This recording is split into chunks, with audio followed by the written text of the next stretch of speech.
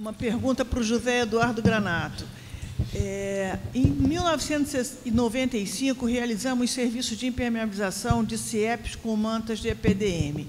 Os principais problemas eram as emendas com as fitas de caldeação.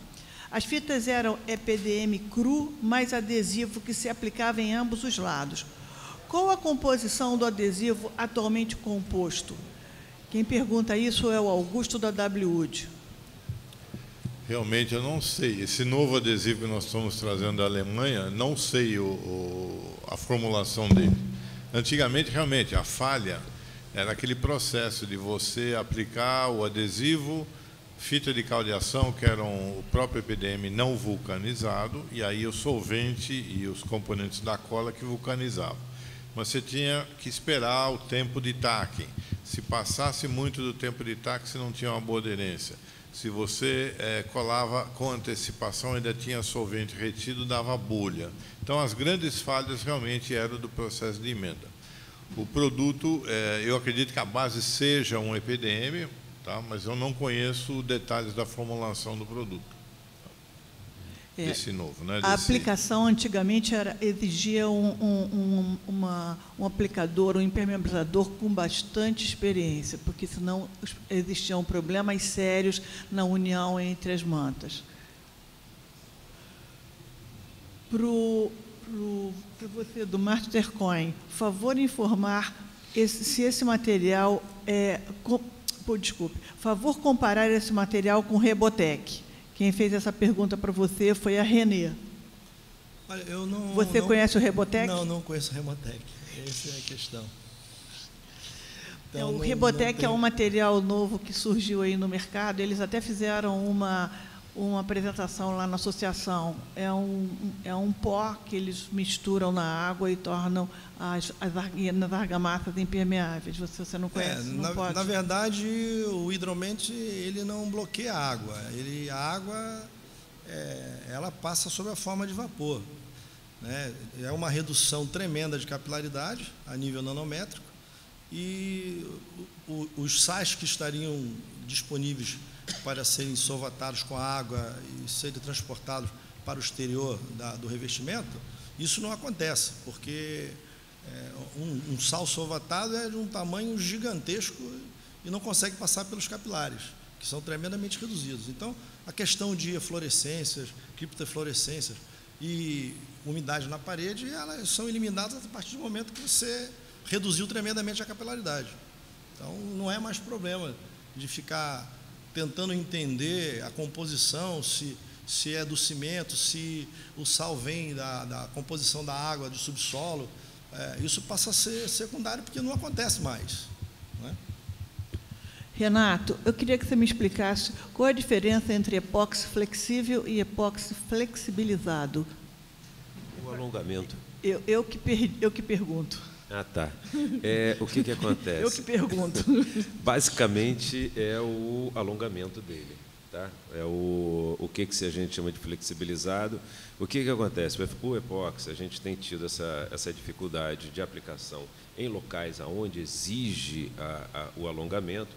Se usa epóxi para impermeabilização há milênios, né? Verdade é isso. A gente fazia até impermeabilização aqui nas piscinas da Brahma, de fabricação de cerveja, ali eram piscinões, todos impermeabilizados com epóxi, mas epóxis com sistemas sem solvente, claro, para não dar o gosto, e foi começada a ter a exigência dos problemas de laje, né, que a gente tem obtido, e começamos a fazer as pesquisas, começamos a desenvolver esses sistemas, flexibilizando, fazendo com que ele se tornasse com um pouco mais de alongamento.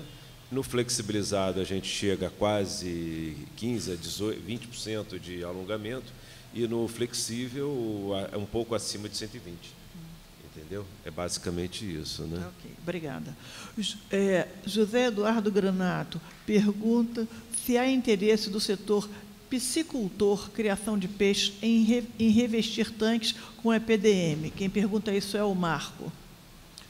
Seria perfeitamente possível, só não sei se o custo de um tanque de piscicultura de EPDM comparado com polietileno de alta densidade, que é um produto usado para essa aplicação, eu acredito que não vai ter preço econômico para competir com o polietileno de alta densidade.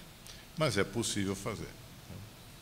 Ciro, o Marcos pergunta também para você, em locais de ar saturado com condensação de água, o reboco hidromente pode ser útil?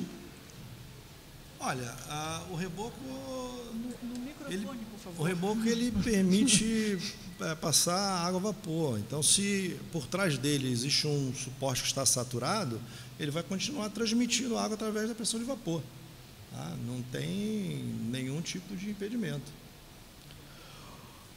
O Roberto Saldanha pergunta para o Renato, pode ser aplicado o epóxi flexível nas juntas de dilatação em áreas com subpressão, onde é possível o rebaixamento do lençol freático, onde não é possível o rebaixamento do lençol freático? Roberto, deixa eu falar. Isso é uma questão muito específica, né? É uma questão muito específica. Aplicar sobre local onde há eflorescência, onde tem a supressão, a primeira coisa que tem que ser feita é a barragem dessa água, que vai ser feita de algum modo, dependendo do que seja fisicamente, ou um cimento de cura de pega rápida, alguma coisa assim, e sim, aí depois pode ser feito sem problema nenhum, não há nenhuma dificuldade de usar. Ele trabalha muito bem na junta de dilatação, eu tenho tido muito bom trabalho de recuperação de fissuras juntas, utilizando o sistema flexível.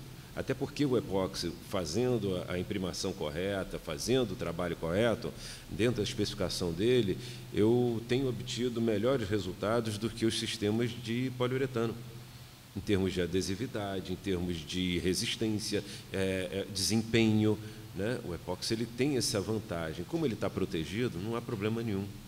Então, eu tenho essa arma na minha mão. E eu tenho uma vantagem também.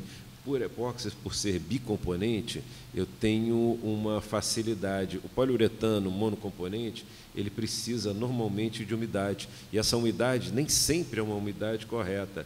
Ela pode ter rompimento nas laterais, ou ela pode não curar, ou membranas, inclusive monocomponentes. Eu já vi alguns problemas de membranas monocomponentes, onde não tem umidade, não seca. Se ela precisa do OH da umidade, se ela não tiver, ela não seca. Então, aí a gente, usando materiais bicomponentes, é uma das variações que a gente tem obtido melhor resultado. Tá? O Gabriel Rodrigues pergunta para o Cirilo, como é feita a mistura do aditivo na argamassa para o emboço da parede de alvenaria? Isso é uma receita, né? Vamos falar em litros, são 60 litros de areia lavada, granulometria de 0 a 2, 15 litros de cimento, 200 gramas, que é uma saqueta de aditivo, e 5 litros de água. Isso dá um rendimento de 4 metros quadrados com espessura de 2 milímetros, de 20 milímetros, 2 centímetros. Né? Mais alguma pergunta? Bom, então, a parte da manhã está encerrada. Daniel, você quer encerrar? Olha só, são meio-dia e 5. Voltamos 2h da tarde. Por favor, respeitem os horários para a gente não se atrasar muito, para não terminar muito tarde hoje. Obrigada, bom dia para vocês. Nos vemos 2h.